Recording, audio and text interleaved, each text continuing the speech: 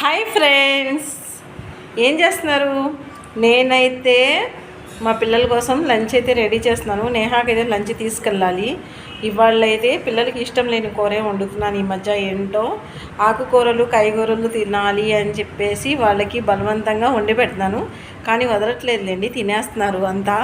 ఈరోజైతే నేను చేసిన వంట అయితే మీకు చూపిస్తాను పదండి. తోటకూర పెసరపప్పు వండాను. నేహాకి తెలీదు ఈ లంచ్లోకి ఏదోటి నాన్ వెజ్ చేసుకురమ్మా అని చెప్పి అందనమాట. నిన్నే సండే కదా చికెన్ వండాను. సో ఇవాళ అయితే తోటకూర పెసరపప్పు వండుదాం అని చెప్పేసి వండాను. అప్పుడప్పుడు తినిపిస్తూ ఉండాలి కదా, అందుకని చూడండి.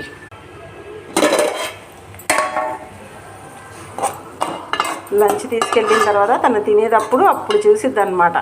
పప్పులు అంటే దానికి ఎక్కువగా ఇష్టం ఉండదు అనమాట. అయినా సరే నేను వండాను, చాలా బాగుంటుంది. వారానికి ఒకసారైనా సరే ఇలా తినాలి అని చెప్పేసి. మీకు ఎంతమందికి ఇష్టమో ఒక కామెంట్ అయితే చేయండి.